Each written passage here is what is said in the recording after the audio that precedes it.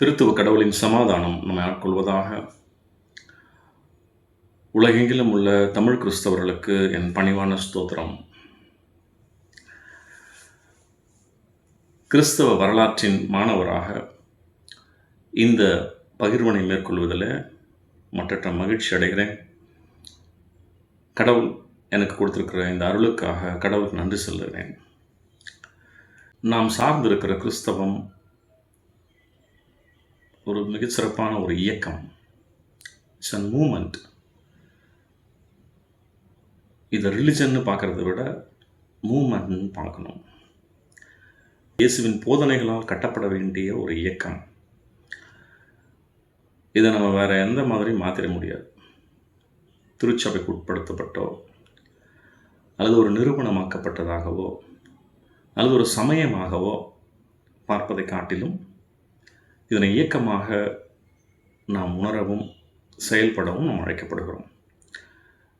அதை நோக்கிய ஒரு பார்வை, ஒரு பெர்ஸ்பெக்டிவ் தான் நம்ம இந்த பகிர்வுகளை மேற்கொள்கிறோம். கடவுளின் இயக்கம் முதலாவதாக இந்த பகிர்வானது இயேசு இந்த உலகிலே மனு அவதாரம் மேற்கொள்வதற்கு, incarnation of Christ and God's preparation for that. கடவுளுடைய ஆயத்த நிலைகள், 3 ஆயத்த நிலைகளிலே கடவுள் இயேசுவினுடைய வருகையை அவர் இயக்கமாக அதை நிகழ்த்தினார். யோவான் 3:16-17 இப்படி வாசிக்கிறோம். மகனையே அளிக்கும் அளவுக்கு கடவுள் உலகின் மேல் அன்பு கூர்ந்தார். உலகிற்கு தண்டனையை தீர்ப்பளிக்க அல்ல, தம் மகன் வழியாக அதை மீட்கவே கடவுள் அவரை உலகிற்கு அனுப்பினார். இயேசு கிறிஸ்துவின் அவதாரத்திற்கு, இன்கர்னேஷன் of Christ,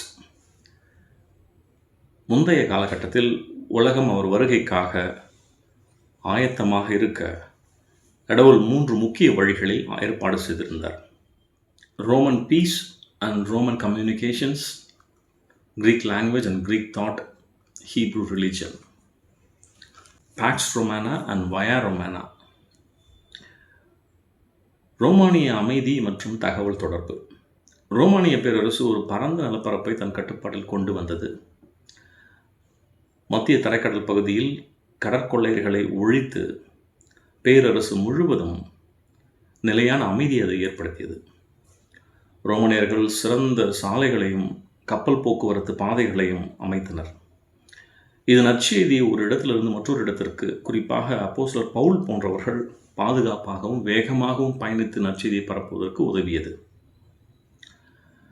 Greek language and Greek thought, கிரேக்க மொழியும் கிரேக்க சிந்தனையும். கடவுள் தமது போதனைகளுக்காக நாடுகளை தயார்படுத்தி கொண்டிருந்தார். அவை அனைத்தும் ஒரே ரோம பேரரசின் கீழ் இருக்குமாறு செய்தார். பல ராஜ்யங்கள் இருந்திருந்தால் நாடுகளுக்கு இடையே பகைமை உணர்வு இருந்திருக்கும்.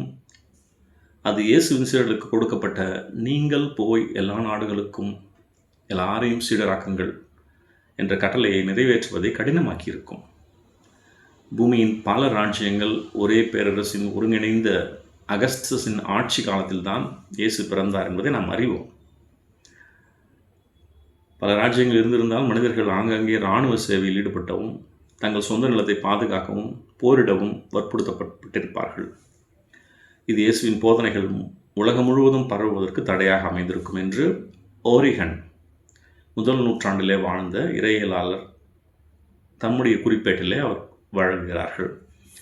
இந்த கூற்று அக்காலகட்டத்தின் அரசியல் ஒற்றுமை எவ்வாறு ஒரு கிறிஸ்தவ இயக்கத்தின் எழுச்சிக்கு உதவியது என்பதை வெளிப்படுத்த விடுகிறது.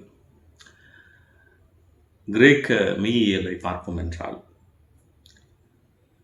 அன்பு ஒரு மகா ஆவி. Love is a great spirit, demon. ஆவிகள் அனைத்தும் இரவா தன்மை கொண்டவைக்கும் இறக்கும் தன்மை கொண்டவைக்கும் இடையில் இருப்பவை, டிவைன் அண்ட் மார்டல். கடவுள் மனிதர்களோடு நேரடியாக பழகுவதில்லை, ஆனால் அன்பின் மூலமாகவே கடவுளுக்கும் மனிதனுக்கும் இடையிலான அனைத்து தொடர்பும் பேச்சும் நிகழ்கிறது. மனிதன் விழித்திருந்தாலும் சரி, உறங்கினாலும் சரி, இந்த தொடர்பு அன்பின் வழியாக நடைபெறுகிறது என்பதனை பிளாட்டோ என்கிற கிரேக்க மெய்யியலாளர் ஏத்தன்ஸ் நகரில் வாழ்ந்தவர். அதாவது சாக்ரட்டிஸுடைய மாணவர், அரிஸ்டாட்டிலுடைய ஆசிரியர் பிளாட்டோ குறிப்பிடுகிறார். தன்னுடைய சிம்போசியத்தில் இதனை அவர் பதிவிடுகிறார். கிரேக்க மாமன்னர் அலெக்சாண்டர் தம் தந்தை பிலிப்புவிற்கு பின் 336 தமது 20ஆம் வயதில் அரசனாகி தாம் கிறிஸ்துவுக்கு முன் 323 மரணமடையும் முன் உலகம் பெரிய எழுச்சியை அவர் ஏற்படுவதற்கு காரணமாக அமைந்திருந்தார். அவர் செய்த நன்மைகளில் ஒன்று பழைய சிந்தனைகளை கலைத்துவிட்டு புதிய பார்வையை அடைய தூண்டியதாகும். கிழக்கில் உள்ளவர்களும் மேற்கில் உள்ளவர்களும் வணிகம் மற்றும் படிப்பறிவு வளர்வதற்கு பெரிதும் உதவினார். இதனால் கிரேக்க மொழி பரவியது. அவருடைய காலத்தில் உலகம் என்று அறியப்பட்ட பகுதிகள் இணைக்கப்பட்டிருந்தது. அலெக்சாண்டர் காலம் முதல் கிரேக்க கலாச்சாரம் மற்றும் மொழி பரப்பப்பட்டிருந்தது.